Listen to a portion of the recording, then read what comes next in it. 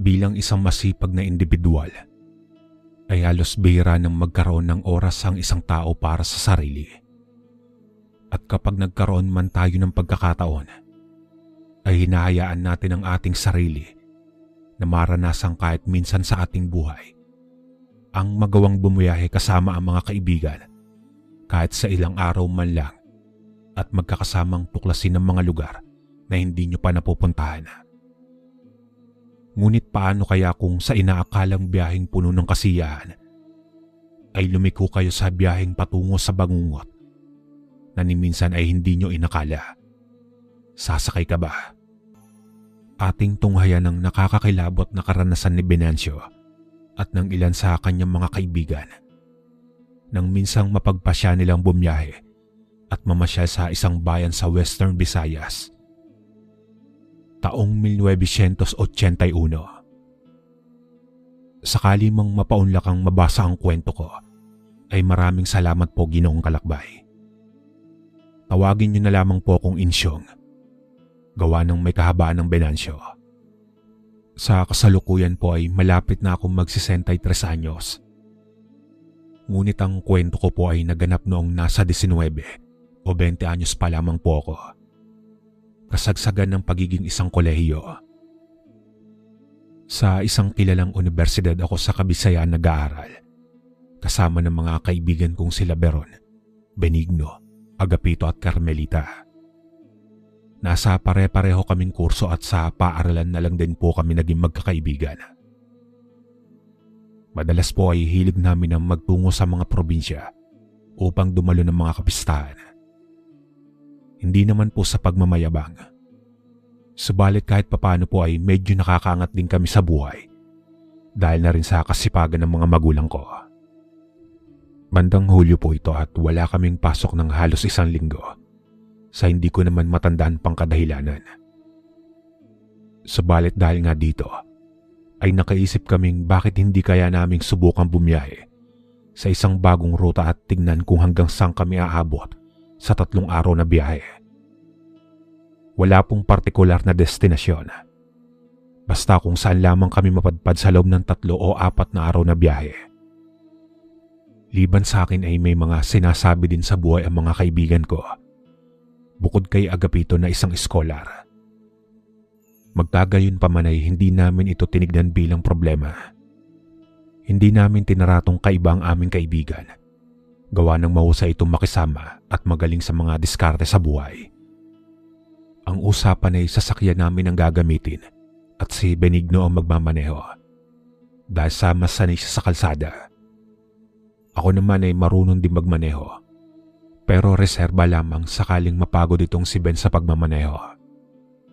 Biyernes ng umaga, dumaan muna kami sa pamilihan upang mamili ng mga mababaon naming pagkain.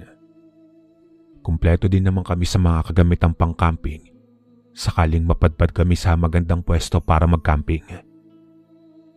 Bandang 9:00 nang umpisa ni Ben na tahakin ang daan papuntang kanluran. Ang usapan ay kung saan ang pakiramdam namin na magandang magtungo ay doon kami liliko. Usapan ay kada isa sa amin ay may isang tsansa upang mamili kung saan daang tutungo sa tuwing makakakita kami ng maliliko ang daan kapag nakalabas na kami sa aming bayan. Naisip kong ako na lamang ang huling pipili at pauunahin na sila.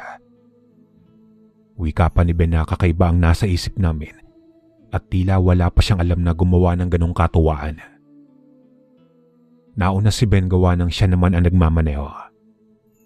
Nang makalabas kami ng bayan at marating namin ang karatig naming lugar, agad na pinili ni Ben ang isang kalsada sa kanan na bihirang daanan ng mga sasakyan. Mahalata mo ito dahil sa mga nakalundoy na mga dahon ng puno sa ibabaw ng kalsada. Labis ang kasiyahan namin dahil sa wala kaming kaagaw sa daan. Bagaman pinaalalahan na namin si Ben na dahan-dahan lang sa pagmamaneho. Pero sinabi na lamang nito na alam niya ang ginagawa niya at huwag kaming mag-alala. Unang 4 na oras ng biyahe namin ay malayo na ang narating namin. Kita namin ang mabilis na pagbago ng tanawin mula sa mga kabahayan na paunti-unting nababawasan hanggang sa maging puro puno na lamang ang nasa gilid ng daan. Sanay na kami sa ganitong karanasan, pero sa pagkakataong ito ay iba. Hindi namin kasi alam kung saan kami dadalhin ng katuwaan naming biyahe. Makalipas naman ng 5 oras, ay narating namin ang nagsasangang daanan, kung kaya't oras na para si Beron naman ang mamili. May ilang sandali pa itong nag-isip at wari pa namin ay tinatanaw ang nasa una ng 2 kalsada. Isa si Beron sa mga medyo may kaartehang babae na ayaw sa masusukal na gubat. Kung kaya't mas pinili nito yung daang kakaunti ang nakikita niyang puno at halos palayan lamang ang nakikita. Ben, mabuti pa itabi mo muna yung sasakyan. Hanap tayo ng bakanting lote. Nagugutom na ako eh. Lutuin muna natin yung binili nating karne. Pakiusap ng kaibigan kong si Venancio. Hindi na kasi sumasapat yung mga kinakain naming biskuit. Pasensya na mga tol. Gutom na talaga ako at nakakaramdam ako ng pagkahilo kapag hindi ako nakakakain ng kanin at ulam. Wala namang problema sa amin iyon. Gawa ng nangangalay na rin kami sa ilang oras na pagkakaupo. Napili ni Ben ang bakanting pwesto malapit sa isang ilog na kumukonekta sa mga palayan. Ayon pa dito sakto daw ang ilog dahil sa nakakaramdam na siya ng init ng katawan. Naisipan nitong magilamos na muna habang sila Agapito o Pitong naghahanda ng malulutuan. Pumuwesto kami sa isang malilim na puno at inilatag ang mga gamit at mauupuan. Ako naman kinuha ko na yung karne at nagtungo sa ilog para naman mahugasan ito. Malinaw ko lang po mga kalakbay. Noong araw ay sadyang malinis at sariwa ang tubig.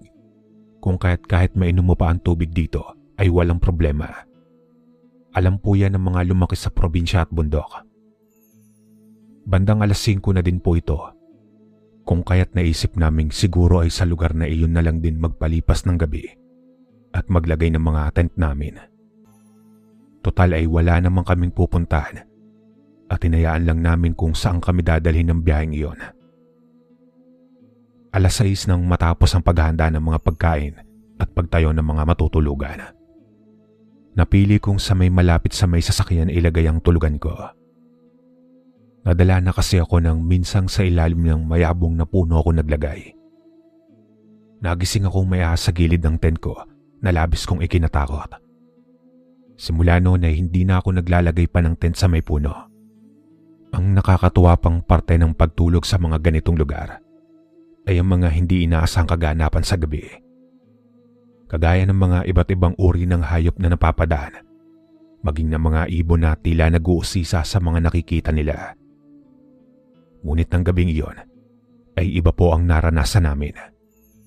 Mga yabag ng tao ang narinig namin sa labas bandang madaling araw na. Pero hindi po talaga kami sigurado kung tao nga ba o baka naman ibang uri ng mga hayop kagaya ng unggoy. Nang umaga kasi ay panay bakas ng mga kamay na maputik ang nasa mga tent at sasakyan at tila mga kamay ng bata.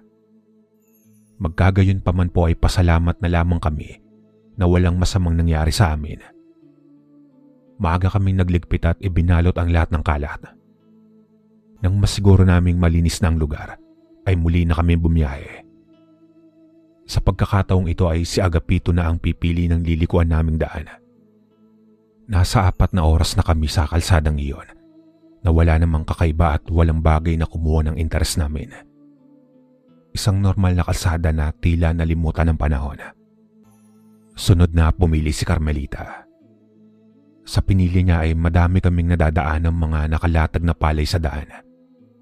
Kung kaya't sinikap ni Ben ang magdahan-dahan. Inabot na kami ng gabi sa kalsadang iyon. Ngunit dahil sa pakiramdam namin na alanganin ang lugar para sa paglalatag ng matutulugan, alanganing sa kadahilanan na tila hindi namin gusto ang aura ng lugar. Iba ang dating para sa amin na parang may mga matang nagmamasid. Paano ba yan? Ikaw na ang susunodin, Siyong. Siguraduhin mong maganda naman ang mapipili mong daan. Wala man lang kasing ganap sa 3 dinaanan nating kalsada. Nakakabagot. Wika ni Ben na tila hindi natutuwa sa mga dinadaanan namin. Bandang 10:00 po yata ito ng gabi nang magdahan-dahan si Ben dahil sa sobrang dilim na ng daanan at may mga pagliko pa. Nang bigla kong makita ang isang kalsada na wari mo ay isinara ng sadya. Dahil nga sa nakakabagot kung walang kakaibang mangyayari sa biyahe namin, ay naisip kong ito ang piliin namin. Saglit na bumaba kami ni Agapito para matanggal ang nakaharang na kahoy dito. Saktong luwag lamang para mailusot ang sasakyan namin. Wika pa ni Ben na sa wakas daw ay may kakaibang kalsada kaming tatahakin. Totoong kakaiba dahil sa base sa mga tinatamaan ng ilaw ng sasakyan ay medyo may mga lumot ang mga punong nasa gilid ng daan. Indikasyon na walang tao ang nagagawi sa lugar na iyon o gumagambala man lang sa mga kakahuyan. Ibig sabihin lamang nito ay isang magandang ruta ang napili namin na walang ibang motorista ang posibleng dumaan. Tuloy-tuloy lamang si Ben sa pagmamaneho, habang kami naman ay napapapikit na santok. Nang walang kung ano-ano ay nagtaka kami na may ilang kabahayan doon at maliwanag ang lugar. Kita namin ang bukas na karinderya na tila nakalaan talaga sa mga biyaherong napapadaan doon tuwing gabi. Sa tuwa namin ay nabuhayan kami ng dugo at agad na ipinarada ni Ben ang sasakyan malapit sa kainan. Nakita namin ang 3 bantay ng kainan. Isang matabang babae na nasa kahera at 2 matandang lalaki naman na tagapagsilbi at tagabantay ng mga pagkain na nakalatag sa isang mahabang lamesa. May adobo, ginataang gulay, bulalo at sari-saring karning ulam. Sa isip ko ng mga panahong iyon ay suwerte ang napili kong daan. Gawa ng gutom na nga kami at kumuha ako ng bulalo at ng adobong baboy. Sila Beron naman ay gulay lamang at sila Ben ay inihaw na isda at dila ng baboy. Bigla namang natanong ni Ben kung matagal na ba sila doon at kung gabi-gabi ba silang nagtitinda. Tango lamang ng tango yung matandang nagsisilbi sa amin. Humirit naman si Agapito na bakit daw nakasara yung daan papunta sa kainan nila. Wika pa nito na tila pinagbabawal ang pagdaan sa kalsadang iyon. Hindi ko masasagot ang tanong mo, iyo. Imposibleng sara ng kalsadang papunta dito. Gabi-gabi kaming may mga bisitang dayo kagaya ninyo. Baka may mga iilang tao lang ang nagawang magbiro at naglagay ng harang. Pagwiwika ng matanda. Napaisip naman ako ng bagya. Imposibleng biro lang iyon dahil sa may kalumaan na ang harang at halatang matagal nang nailagay doon. Sasadyay mo talagang hawiin ang harang para makadaan ng sasakyan. Tila ba pribadong kalsada na para lamang sa mga taga roon. Naisipan ko naman magtanong kung anong lugar na ba iyon at kung may madadaanan pa kami sa unahan. Gawa nga ng sa pakaramdam ko, paliit ng palit ang kalsadang dinadaanan namin. Base kasi sa mga karanasan ko sa kalsada, ang ganitong daan ay maaaring malapit na sa dulo at panay kakahuyan na lamang ang makikita namin. Ngunit sabi naman ng matanda na huwag daw kaming mag-alala dahil sa shortcut daw iyong papunta sa sentro ng kabayanan kung dederechoin lamang namin ang kalsadang iyon. Dahil naman sa narinig ay natuwa kami at nagtuloy na sa pagkain namin. Sobrang sarap ng mga pagkain, lalo na yung idinagdag kong ulam na adobong atay ng manok. Tila ba sa kada kain ko ay mas lalo pa akong nagugutom. Ginoong Kalakbay, siguro po ay inabot kami ng 2 oras doon. Gawa ng panay-kwentuhan pa kami habang kumakain. Habang yung mga serbidor naman ng kainan, lalo na yung matabang babae ay mayat maya ang pagsulyap sa amin at pagtapos ay magtititigan sila na tila panay nangungusap ang mga mata. Nang matapos naman kaming kumain, ay agad na kami nagtungo sa sasakyan at muling bumiyahe. Ayon sa mga nasa kainan, ay isang diretsyong daan lang naman daw ang tatahakin namin at mararating na namin ang kabayanan. Naisip pa namin na parang napakabilis lang ng nagawa namin pagbiyahe at paglilibang. Habang nasa kasarapan kami ng pagkukwentuhan, unti-unti ay napapansin namin na tila kumakapalang hamog o parang usok sa paligid at hirap na si Ben na makita ang daan. Hanggang sa walang ano-ano ay biglang may tila taong tumawid sa kalsada. Dahilan upang biglang matapakan ni Ben ang preno at mailiko ang sasakyan ng hindi sinasadya. Napunta ito sa labas ng kalsada at nagtuloy-tuloy sa paibabang parte. Nawalan ng kontrol sa sasakyan si Ben. Buong akala namin ay iyon na po ang katapusan namin nang biglang bumangga yung sasakyan namin sa isang malaking puno. Sa lakas ng puwersa ay napaurong kaming lahat paabante at nagsiksikan. Mabuti na lamang at walang napinsala sa amin ng seryoso. Kaunting mga galos lamang at pagkauntog. Ngunit ang mas malaking problema namin ay malabong maibalik namin sa kalsada ang sasakyan. May kalayuan na ito sa daan at tila nawasak pa ang harapan. Himala na lamang na wala sa amin ang nasugatan ng maluba. Bagamat nahihilo pa kami, ay nagtulong-tulong kaming kunin ang mga kagamitan namin na nasa loob, pati na rin ang mga makakain. Hindi namin alam kung nasaan na kami at sa ilang oras namin pagbiyahe sa daang iyon, ay wala pa kami ni isang sasakyang nasa lubong o nakasunod man lang. Sa pagpapalagay namin na maaaring sa umaga lamang dumadaan ang mga motorista sa kalsadang iyon. Ibig sabihin ay kakailanganin namin maghanap ng matutulugan sa gabing iyon. Isang malawak na kawalan ang nakasadlakan namin. Dahil sa pakyat pa ang daan papunta sa kalsada, ay habol-habol pa namin ang mga hininga namin bago ito marating. Nang marating ang kalsada ay katahimikan at lamig ng panahon lamang ang sumalubong sa amin. Wala kaming ibang pagpipilian kundi ang maglakad sa pag-asang makasumpong ng bahay na maaaring mahingan ng tulong. Mas lalo pang lumala ang sitwasyon nang bumuhos ang malakas na ulan. Hindi kami handa at wala kaming masisilungan. Sa pagod at sakit ng mga katawan namin, ay hinayaan na lang naming mabasa kami. Hirap man ay nagpatuloy kami sa paglalakad hanggang sa makatanaw kami ng isang malamlam na ilaw sa di kalayuan. Noong una ay inakala namin sasakyan itong paparating. Ngunit nang maglaon naman ay napagtanto namin na bahay ang nakikita namin. Nabuhayan kami ng pag-asa. Buong akala namin ay wala na kaming makikitang bahay na masisilungan noong gabing iyon. Dahil sa nalaman ay nagmadali na kami sa paglalakad upang marating ang nag-iisang bahay na nakita namin. Patuloy naman ang pagbuhos ng ulan na bahagyang mahapdi na sa balat ang pagtama nito dahil sa may kalakihan na ang mga patak ng tubig. Nang halos ilang metro na lamang ang layo namin sa bahay, ay doon naman ang biglang paglabas ng isang napakalaking aso sa gilid ng daan. Sa gulat namin at pati ako ay napasigaw sa takot. Kakaiba po kasi ang pagkaitim nito. Aakalain mong anino sa sobrang itim na tila nabulabog namin ito sa mga ingay na nagawa namin sa pagtakbo. Buong akala namin ay sasalakayin kami ng aso. Ngunit sa pagtataka namin na tumayo lamang ito at pagtapos ay marahang naglakad patawid sa kalsada at pumasok sa kakahuyan. Sigurado po kung aso yung nakita namin. Ngunit sa tanang buhay ko ay hindi pa ako nakakita o nakabasa man lang ng ganoong kalaking uri ng aso na mas mataas pa sa akin noon naglakad. Mahirap pong paniwalaan pero totoong nangyari sa amin. Nang makalampas ito sa amin ay nagtuloy kami sa bahay. Tapos ay magsasabay na kumatok at nagtaupo. Umaasang matulungan kami ng mga naroon. Noong una ay walang sumasagot at bagamat may ilaw ay tila hindi kami naririnig. Kalaunan naman ay nalaman namin ang dahilan.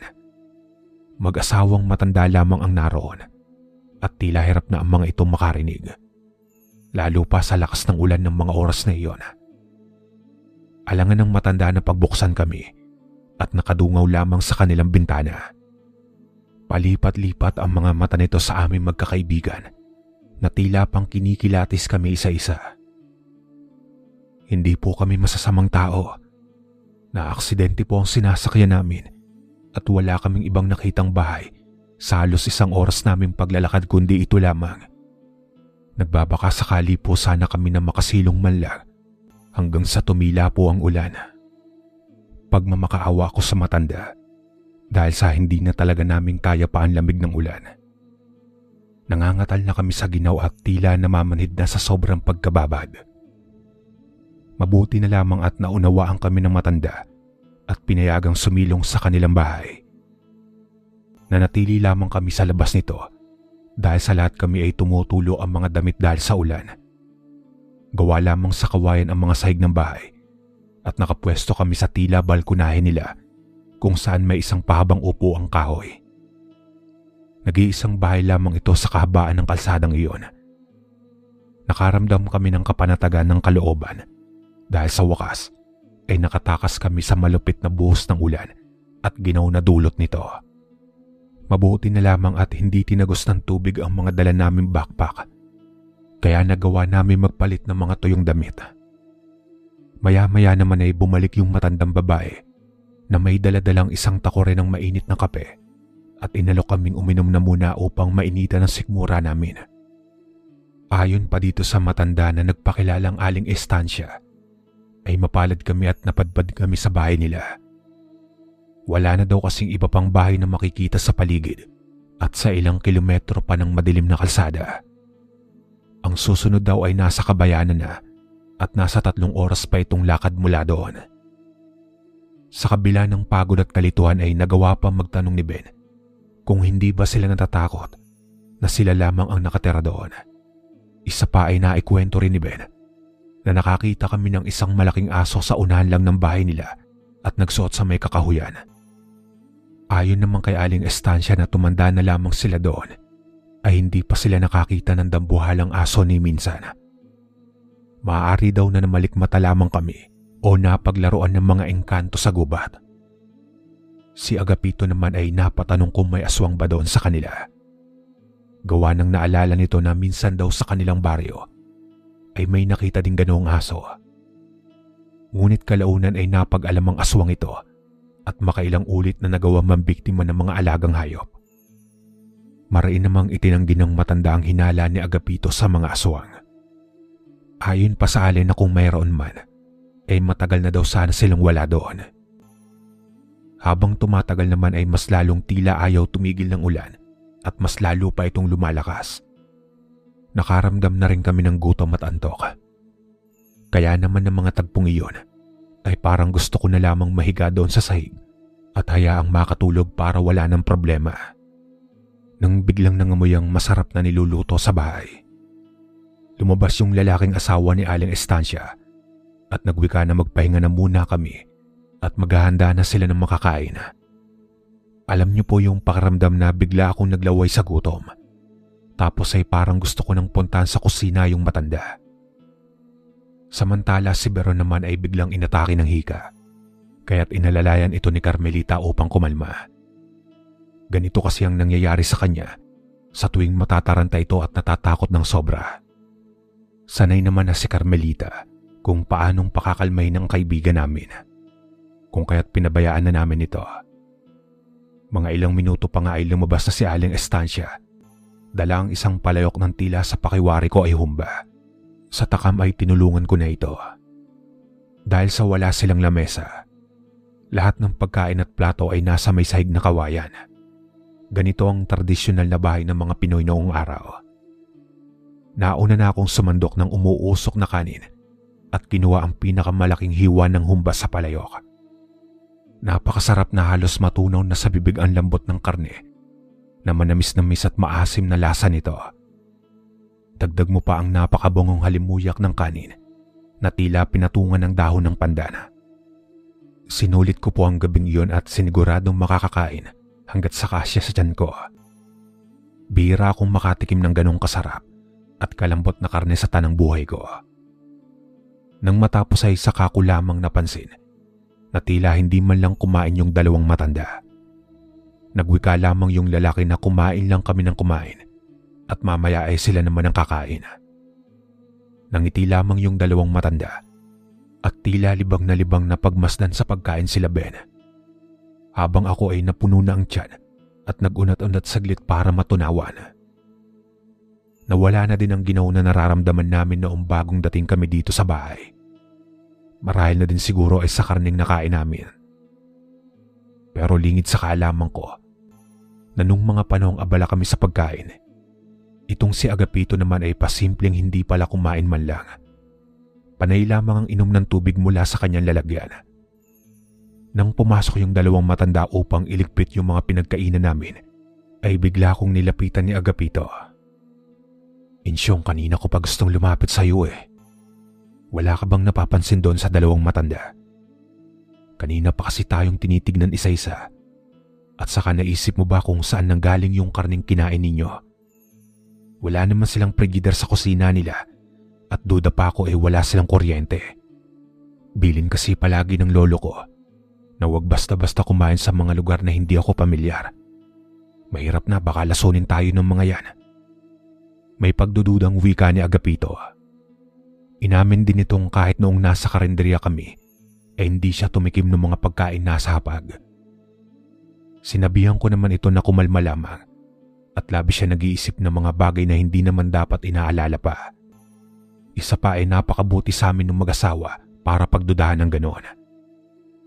Naantala naman ang pag-uusap namin nang biglang lumabas si Aling Anastasia at nag-alok muli ng maiinom na kape.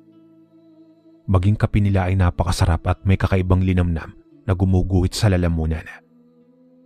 Nakita ko naman si Agapito na naupo na lamang sa sulok at nanahimik, habang si Ben at ang mga dalagang kasama namin ay masayang nagkakape. Si Beron naman ay kumalma na dahil sa nabusog na din siguro at nasarapan sa kapeng iniinom. Bandang 2:00 na ay gising pa din kami at ganun pa din ang ulan. Gising na gising at tila walang balak na tumila. Dahan-dahan ay nakaramdam na ako ng antok at pagbigat ng talukap ng mga mata ko. Tipong kahit anong sikap kong pigilan ng antok, ay kusang bumibigay ang mga mata ko sa pagpikit. Nang magulat naman ako nang makaamoy ako ng kakaibang amoy, nang halamang pinipisil-pisil ni Agapito sa ilong ko. Nang tanungin ko kung ano yon, ayon sa kanya ay sulasi daw. Yung halamang matapang ang amoy at kulay tila berde at tila lila ang dahon. Ayon sa kanya ay napansin niyang kakaiba ang ikinikilos ng matanda sa loob na tila nakasilip lamang sa pinto at inaantay na makatulog kaming lahat. Kung kaya't inumpisahan niyang kunin ang mga pabao ng lolo niyang dahon at bulaklak ng sulasi. Ayon pa kay Agapito na mainam itong pangontra sa kung anumang orasyon o palipadhanging nakakaapekto sa kamalayan ng isang tao. Sa madaling sabi ay pampagising sa mga taong biglaan na lamang at hindi maipaliwanag ang pagkantok. Ibinigay ni Agapito sa akin ng ilang dahon at sinabing ipaamoy ko kila Beron na noon ay halos pabagsak na sa antok. Pero ganun na lamang po yung gulat namin. Nang makita yung dalawang matandang uugod-ugod kanina, ay nakatayong mabalasik sa kanilang pinto at tila kumapal ang mga kilay nilang halos magkaduktong na. May kakaibang amoy din ang mga ito na tila malansa at nabubulok. Amoy na amoy ito sa buong bahay, gawa ng nakukulob ito ng ulan at hindi makalabas. Sobrang baho na at maduwal-duwal na ako at masakit sa ulo ang dating. Ang mga sumunod na pangyayari ay hindi namin inasahan. Dinaluhong nito si Ben na siyang pinakamalapit sa kanila at tinangkang kagatin. Mabuti na lamang at mabilis na nakakilos si Agapito at walang pagdadalawang isip na tinadyakan yung lalaking matanda.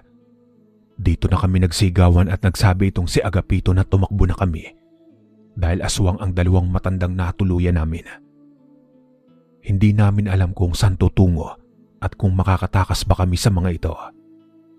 Bagamat nagising na kami sa tulong ng halamang gamot ni Agapito, subalit na natiling nanginginig at nanghihina ang tuhod ko. Duda ko ay dahil sa kinain naming karne. Sigurado akong may kung anong nakahalo doon. Sa gitna ng pagkataranta namin ay nanatiling kalmado si Agapito. Nakita ko nagpahuli ito ng pagtakbo at siniguradong lahat kami ay nakatakas na.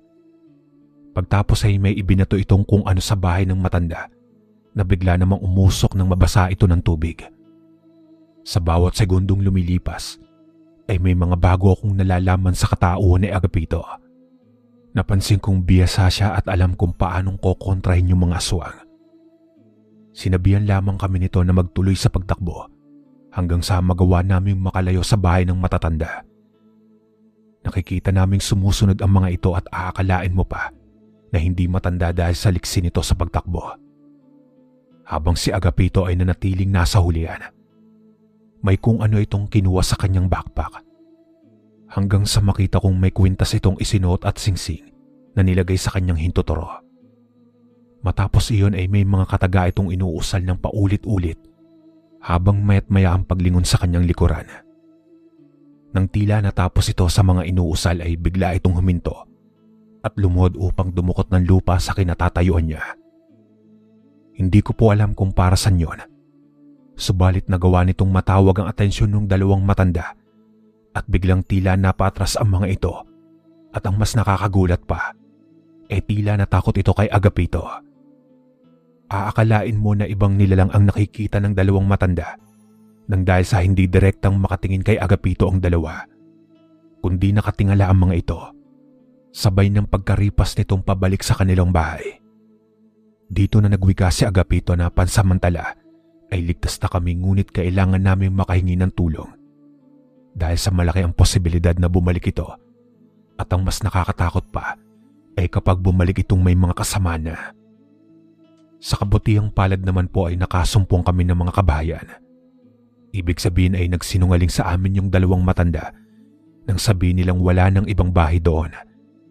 Dahil sa paglampas lamang namin sa paahong bahagi ng daan ay maraming kabayan na ang naroon. May ilang tao na din ang gising na tila naghahanda para sa mga gawain nila sa paparating na umaga. Nakita kami nito at agad na sinalubong at inalalayan. Si Beron kasi ay medyo tagilid na ang sitwasyon.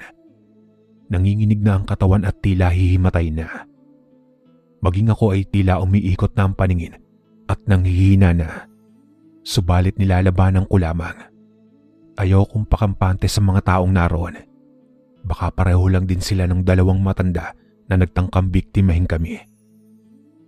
Narinig ko ang isa dito ay nagsalita na tawagin daw si Lolo Ador. Iniisip ko kung ito ba yung tumatayong pinuno nila sa lugar. Ngunit nang madala kami sa isang bahay kung saan naman ay napalibutan kami ng mga taga roon, ay dumating ang isang may edad ng lalaki. Napakatangkad nito at malaki ang pangangatawan. Nang makita ko ito ay akma pa sana akong babangon at naisipan kong tumakas. Kahit sino naman po ay matatakot sa itsura at laki nitong si Lolo Ador.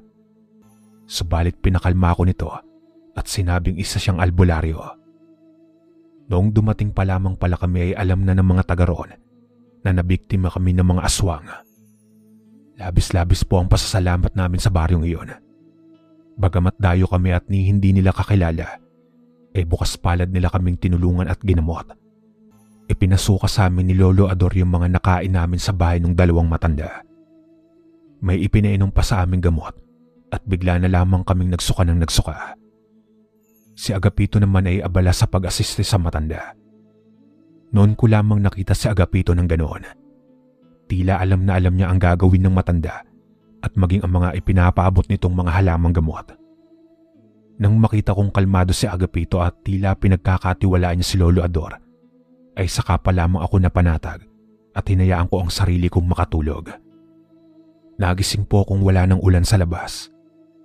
Naroon ang iilang residente at tila abala sa pagluluto, habang kami naman ay nasa banig at magkakatabing nakahiga. Sinubukan kong bumangon, ngunit nagulat ako sa boses ni Lolo Ador. Wika nito na ipagpahinga ko lamang ang sarili ko at kailangan daw makabawi ng katawan namin sa panlalasong ginawa ng mga aswang. Pumasok naman si Agapito at sinabing nagawa na nilang ipahila yung sasakyan at sa loob lamang ng 2 araw ay magagamit na ulit. Sa madaling sabi po ay nanatili pa kami doon ng 2 araw. Doon namin napag-alaman na si Agapito pala ay mula sa mahabang listahan ng mga albularyo sa kanilang angkan. Kaya pala ganun na lamang ito kadunong pagdating sa mga ganoong panggagamot. Ayon pa sa kanya na mabuti na lamang at agad niyang napansin ang mga kakaibang kilos ng mag-asawa, kung kaya't nagawa niya mapaghandaan ang pagtakas namin. Hanggang sa mga sandaling ito ay labis ang pasasalamat ko kay Agapito. Kung nagkataong hindi namin siya naging kaibigan, marahil ay hindi na rin kami umabot sa edad kong ito. Huwag po kayong mag-alala, buhay pa din po si Agapito at retiradong marino. Sa Iloilo na siya namalagi kasama ang asawa niyang si Beron. Hanggang dito na lang po ang aking kwento mga kalakbay. Maraming salamat. Lahat tayo ay may kakaibang paniniwala patungkol sa mga hindi nating kauri. Ang tinutukoy ko ay tungkol sa mga engkantong hindi natin nasisilayan. Marami na tayong narinig tungkol sa karanasan ng iba sa mga duwende, tikbalang, mga lamang lupa at iba pang mga engkanto na ipinagdarasal natin na wag na sanang makita pa ng ating dalawang mga mata. Ang ibabahagi kong kwento sa inyo ngayon ay tungkol sa nasaksihan ko na naging karanasan ng aking bunsong kapatid na itago na lamang natin sa pangalang Esang. Nangyari ang lahat ng ito taong 1987 kung saan kakalipat lamang namin noon sa probinsya. Kinakailangan kasi naming lumipat dahil ayaw naming maiwan sa syudad kasama ang aming inay. Mas pinili naming sumama kay Itay dahil mas napapanatag ang loob ko kapag kaming tatlo ang magkakasama. Ngunit hindi ko akalain na ang desisyong iyon ang magdadala sa amin sa kapahamakan, lalong-lalo na kay Esang. Mabait, simple at mahinihin lamang ang kapatid kong si Esang. Maganda rin siya at namana niya iyon sa aming Itay, lalo na ang katangusan ng kanyang ilong. Kaya hindi na rin nakapagtataka na maraming nagkakagusto kay Esang. Isa pang dahilan kaya mas pinili naming sumama kay Itay dahil sinabi niya sa amin na marami pa siyang ituturo patungkol sa panggagamot. Kilala kasing manggagamot si Itay at gusto naming matutong dalawa ni Esang. Ako nga pala si Roel mga kalakbay. Bali nagsimula ang kwentong ito nang saktong mag-4 na buwan na kami sa lumang bahay ni Itay sa probinsya ng Kabisayaan. Sariwa ang hangin at tahimik ang lugar sa aming tinitiran. Bagay na siyang gustong-gusto ko naman. Ngunit nagulat ako ng hapong iyon nang makita ko ang aking kapatid na si Esang galing sa sapa para maglaba, na pawis sa tarantang-taranta. Kaya naman agad ko siyang nilapitan para kausapin at tanungin. Pero nang makita ko yung basket na pinaglagyan niya ng mga labahin ay doon ko na napansin na puro putik ito. Esang, ano ba't ang dumi pa rin yung mga damit? Tanong ko sa kanya pero hindi niya ako inimik. Tapos ay inilagay niya ang basket sa lupa at dumiretso na sa may loob.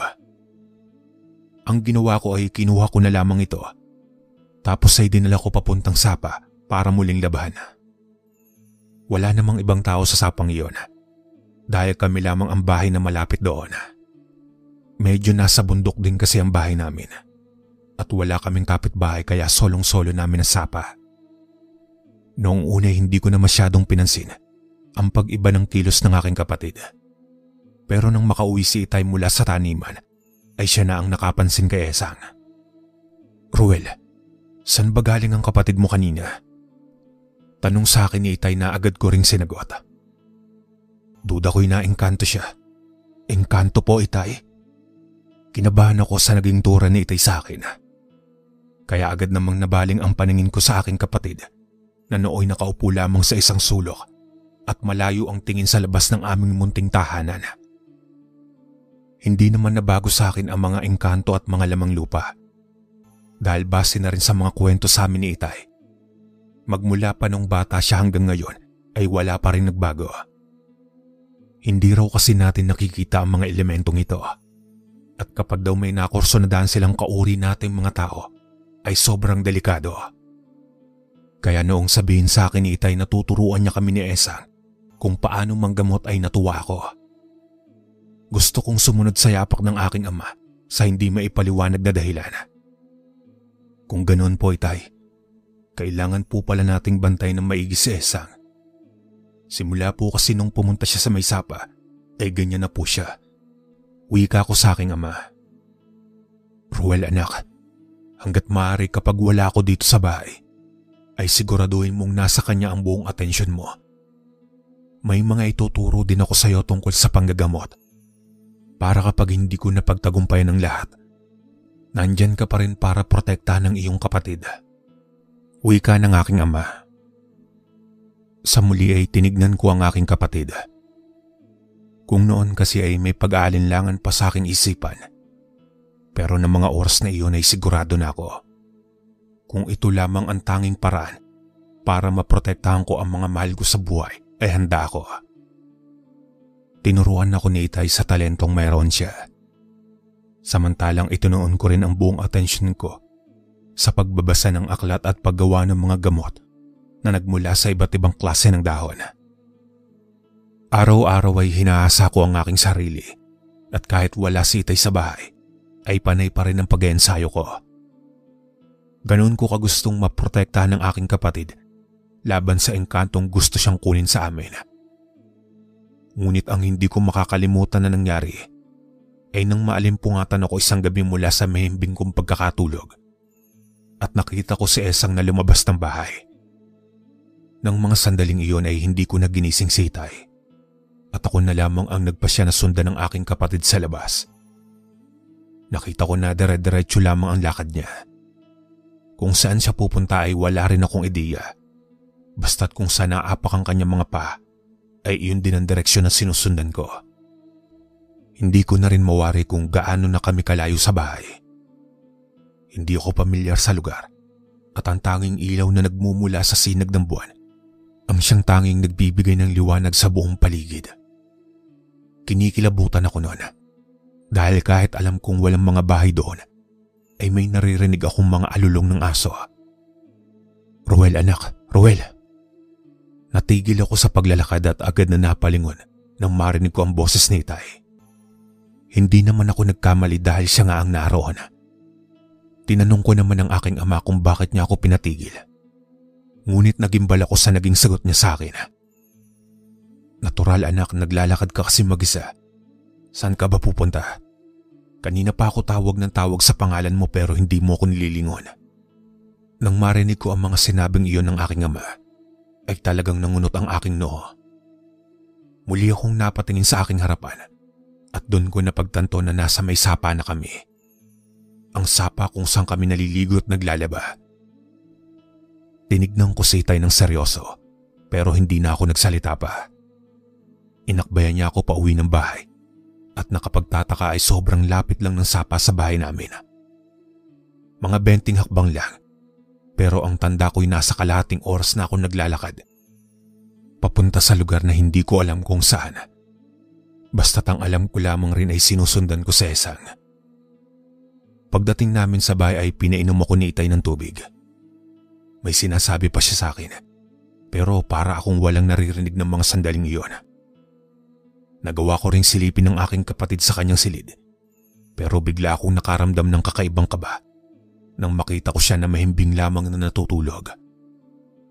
Tanda ko na hindi ako masyadong nakatulog matapos ang pangyayaring iyon.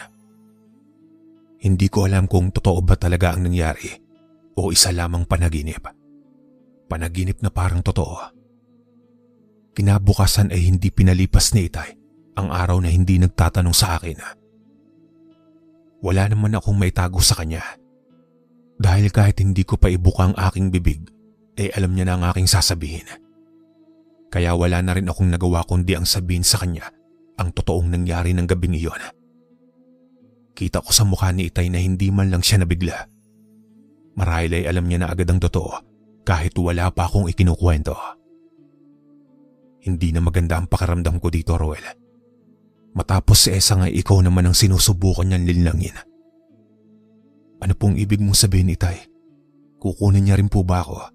Tanong ko sa aking ama. Hindi, Ruel. Ang ginagawa niya ay panlilin lang lamang. At kung hindi ako nagkakamali ay ginagawa niya ito para hindi mo mapigilan ang pagkuha niya sa iyong kapatid. Bagamat nakamasid sa mga kilos at galaw natin, kailangan natin paghandaan ito dahil nararamdaman ko na makapangyarihan ng engkantong iyon. Sa takot namin ni Itay sa maaaring mangyari, ay nagpunta kaming dalawa sa may sapa. Iniligay namin sa ilalim ng malaking punong naroon ang kinatay naming manok. May dala rin kaming puting tela at itinali sa sangan yon.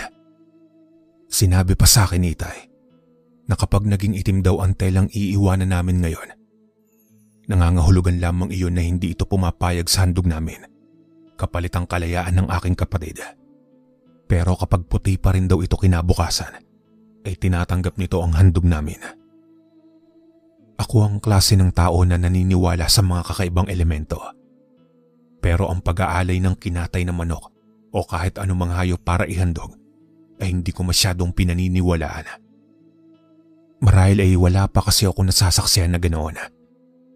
Pero ang paniniwalang iyon ay biglang nagbago nang makita ng dalawa kong mata ang pag-itim ng telang itinali namin sa may puno nang kami ay makabalik sa sapa.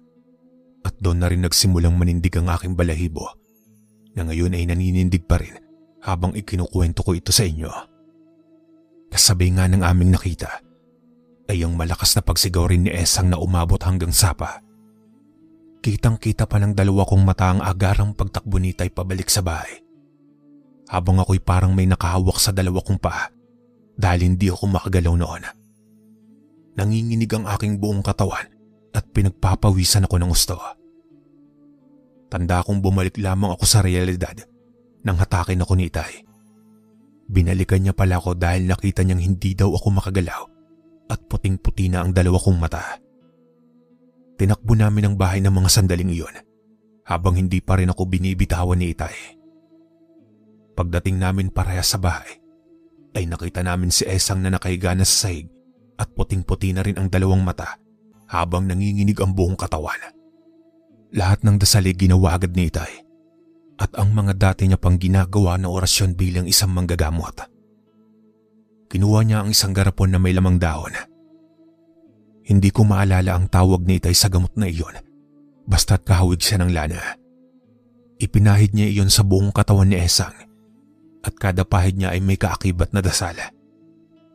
Hindi ko na matansya kung ilang ulit pa iyong ginawa ni Itay habang patuloy na nagbabagsakan ng mga pawis sa buo niyang katawan. Nang huminto naman si Esang sa panginginig, ay doon na biglang bumagsak si Itay at parang kinakapos ng hininga. Nilapitan ko siya at inalalayan na makatayo saka pinainom ng tubig. Nagkamalay na rin si Esang at maski siya ay gulong-gulo pa rin sa nangyari.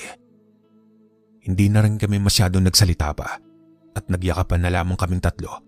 Dala na rin ng tuwa at kaba na magkahalo naming nadarama ng mga panahong iyon. Naikwento rin ni Esang sa amin ang tunay na nangyari nang siya'y naglabas sa may sapa. Hindi ito ang kabuuan ng kanyang sinabi, pero parehas lamang ang ibig sabihin. Sinabi niya na noong araw daw na naglalabas siya, ay may narinig siyang tunog na hindi niya maipaliwanag kung ano o kung saan galing. Nilingon daw niya ang buong paligid at sa kanya pa nalaman na nanggagaling daw ang tunog sa may malaking puno na naroon. Nakita niya rin doon ang isang binatang sa tingin niya ay kaidaran lamang niya. Kakaiba ang aura nito dahil parang nangahakit. Tapos ay binigyan siya nito ng bulaklak at kasabay daw noon ay ang pagsabi nito na sumama si Esang sa kanya para gawin niyang reyna. Nag-alinlangan si Esang sa kung ano ang isasagot, pero tinanggap daw niya ang bulaklak. Matapos niyon ay wala naman daw kakaibang nangyari. Basta't ipinakita lamang daw saglit ng binata ang tahanan nito para siguraduhin umuo si Esang. Pero nanatili ang pag-aalinlangan ng aking kapatid sa kung anong muli ang isasagot at sinabing pag-iisipan niya pa. Doon natapos ang kwento sa amin ni Esang at bumalik naman daw siya ng maayos sa bahay. Pero para sa amin ay parang wala na siya sa ulirat nang sandaling makabalik siya. Marahil ang putik din na nakita ko sa aming mga damit nang balikan ko ang pangyayaring iyon ay dahil din sa pagtanggap niya ng bulaklak. Tinanong ko siya kung saan niya nilagay ang bulaklak na sinasabi niyang galing sa binata.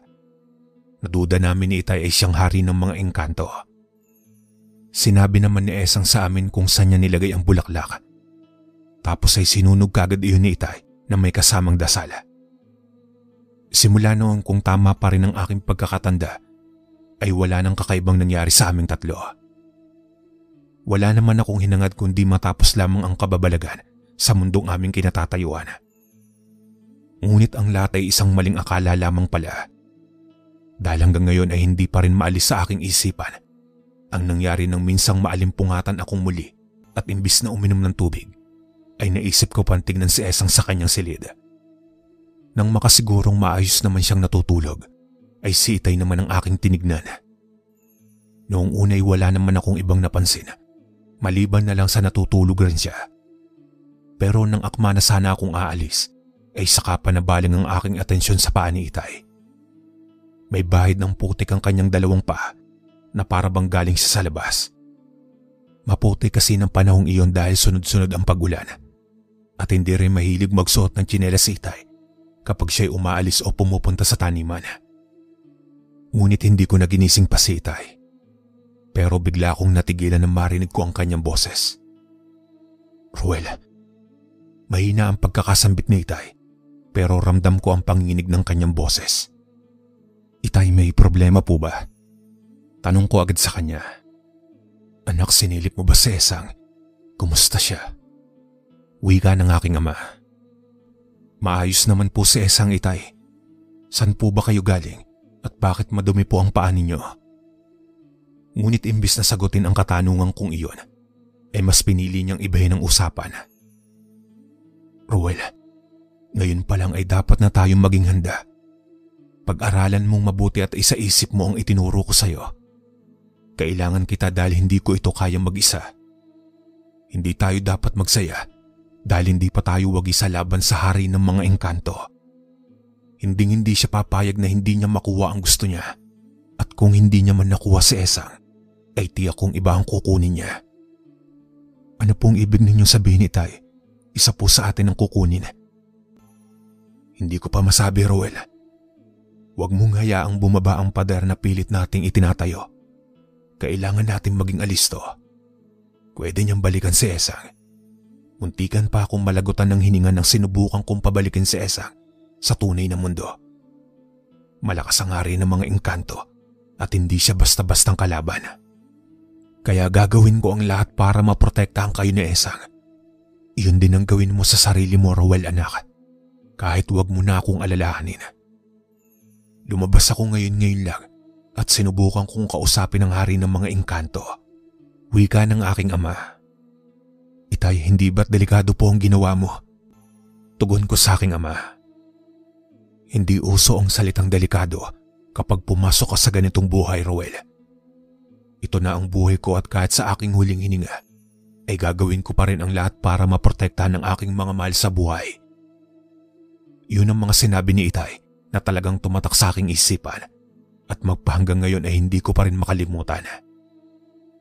Hindi ko rin minsan naisip na magkakatotoo ang sinabi ni Itay tungkol sa sinabi niya na babalikan kami ng hari ng mga engkanto at hindi ko rin inaasahan na mas lalala pa ang mga susunod na mangyayari. Ang buong akala ko pa noon ay si Esang muli ang kanyang binabalikan pero ako na pala ang kanyang punterya. Isang gabi kasi nang ako'y magising ay nakita ko sa Itay na tinatawag ako. Nasa labas siya noon at medyo madilim na ang paligid. Pero dahil na rin sa kuryosidad, ay mas pinili kong bumangon at siya'y lapitan. Naalala kong tinanong ko pa siya kung ano ang ginagawa niya sa labas. Pero ngumiti lamang siya at ginulo ang aking buhok. Inabot niya sa akin ang kanyang aklat na nakalagay doon ng iba't ibang klase ng orasyon at panggagamot. Tinanggap ko naman iyon at doon na pala magaganap ang isang pangyayari na hanggang ngayon ay labis-labis ko pa rin pinagsisisihan. Iyon na kasi ang hudyat na papasukin ko na ang tahanan ng mga engkanto. Hindi ko na alam ang mga sumunod na nangyari at ang ibabahagi ko ay siyang mga naalala ko lang na makapasok ako sa kanilang kaharian. Kitang-kita ko ang itsura ng buong paligid at ang mga naririnig ko noon na malapalasyo daw at puro ginto ang nasa paligid ay hindi pala. Dahil ang bumungad sa aking dalawang mata ay walang iba kundi madilim na lugar na tanging mga maliliit na pulang kandila lamang ang nagbibigay liwanag. Noong mga sandaling iyon ay hindi ko na alam kung totoo ba ang lahat ng nakikita ko o isa lamang ilusyon. Sinubukan kong ipikit ang aking mga mata para magising ang aking katawang lupa. Pero ako'y bigo dahil hindi isang panaginip ang nangyayari sa akin kundi totoo na. At nang sandaling imulat ko muli ang aking mga mata, ay doon ko na nakita ang isang kakaibang nilalang na sa pagpapakilala niya ay siya si Herodas, ang hari ng mga engkanto. Kahit ipikit ko ang aking mga mata, ay hindi pa rin mawala sa aking isipan ang kanyang mukha. Kung ano kasi ang sinabi ni Esang sa amin ni Itay, na isang binatang kaidara niya ay taliwas na taliwas sa aking nakikita ngayon. Nakakatakot ang mukha nito. May pulang mga mata, may isang sungay sa gitna ng kanyang noo at puro itim ang suot nito. Itigil mo na kung ano man ang balak mo, Herodas. Yun ang agad-agad kong nasambit dahil ayaw kong magpasindak sa mga titig niya. Isa rin kasi iyon sa sinabi sa akin ni Itay, na kapag daw nakita ang kanya ng kahinaan, ay susubukan niyang pasukin ng utak mo para ikay mapabagsak. Tandang-tanda ko rin ang kakaiba niyang pagtawa.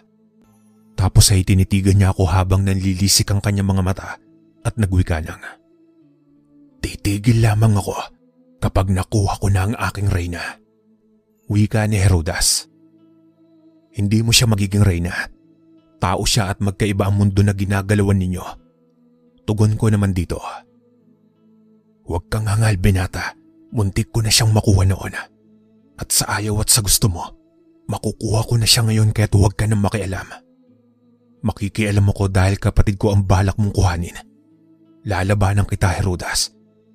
Kahit sinabi pa sa akin ni Itay na malakas ka, dahil ikaw ang hari dito pero wala akong pakialam. Lalaban ako hanggat kaya ko. Huwag mo lang makuha ang aking kapatid. Hindi ka ganun kalakas, Herodas, tulad ng inaakala mo." Ang sumunod na nangyari ay hindi ko na matandaan. Basta't ang ginawa niya ay hinipan niya lang ang kabuuan ng aking muka at wala na akong naalala pa. Pero pagmulat ko ay pares nang nakatali ang aking mga paa at kamay. Nakatayo ako habang nakatali, kaya kahit ramdam ko ang pangangalay ng aking mga binti, ay wala akong magawa kundi ang magtiis. Kitang-kita ko rin si Herodas mula sa di kalayuan na nakaupo sa kanyang trono habang tinitignan at tinatawanan ako. Pilit ko namang inalala ang mga itinuro sa akin ni Itay na mga orasyon at kung ano ang gagawin kung sakali mang umabot ako sa ganitong punto. Kampante pa ako noong una at handa na ang aking sarili kapag nakaharap ko na ang hari ng mga engkanto. Pero hindi ko minsan naisip na walang-wala lang pala ang kalaban sa kanya at sa kapangyarihan niya. Masyado siyang malakas at baguhan pa lamang ako sa larangan ng panggagamot. Kaya sa sitwasyong iyon, napagtanto ko na hindi pa pala ako handa. Marahil handa man ang isipan ko, pero ang katawan at karunungang meron ako ay hindi pa preparado. Kung ilang oras na akong nakatayo doon habang nakatali ay hindi ko na alam. Basta habang tumatagal ako sa ganong forma, ay ramdam ko ang panghihina ng aking katawan. Sa muli man ay nawalan ako ng malay, pero muli akong nagmulat ng aking mga mata nang marinig ko ang boses ni Esang at ni Itay. Pagmulat ko ay mukha agad ni Itay ang aking nakita. Umiiyak siya habang pinagmamasdan ako. Nagawa ko pang ipikit muli ang aking dalawang mata dahil akala ko'y ilusyon lamang iyon. Pero totoo na pala na si Itay na ang nasa harapan ko. "Itay." Wika ko ngunit hindi niya ako sinagot. Bagkus ay tinalikuran niya lang ako. Sinubukan ko pa siyang tawagin pero hindi na siya lumingon at tuluyan ang nawala sa aking harapan. Hindi ko na rin batid kung nakailang gising na ba ako. Pero sa muling paggising ko ay nanlaki pa ang dalawa kong mata nang mapagtantong nasa bahay na ako. Habol-habol ko pa ang aking hininga habang si Esang ay dali-dali akong pinainom ng tubig at si Itay na may hinawi-hawi pa ang aking likod. Sinabi ko sa kanila ang lahat ng aking nasaksiyan, lalo na ang pagpapakita ni Itay sa akin. Pero nanatiling tikom ang kanyang bibig. Hindi ko rin makalimutan ang sinabi ni Itay sa akin na kapag natapos na ang lahat, ay babalik na daw kami sa syudad sa poder ng aming inay. Noong una ay hindi ko pa masyadong maintindihan ang sinasabi niyang iyon at akala ko'y gusto niya lang sabihin na kapag natapos na ang pakikipaglaban namin sa hari ng mga engkanto, ay uuwi kami ng magkakasama sa syudad. Pero lingid pala sa aking kaalaman ay may dalang pahiwatig na pala iyon. Dahil ng gabing akala namin ay makakabalik na kami sa mahimbing na pagtulog, ay ang pagpasok ni Itay sa aking silid para ibigay sa akin ang aklat niya at ang kwintas na matagal niya ng pag-aari. "Gusto kong magpalakas ka, Parwell. Alam kong kaya mo pang higitan ang aking kakayahan. Anak kita at alam ko ang kapasidad mo. Alam kong kaya mo maging malakas pa. Paniwalaan mo lang ang sarili mo, anak. Yun ang huling natatandaan kong sinabi sa akin ni Itay at umalis na muli ng aking silid.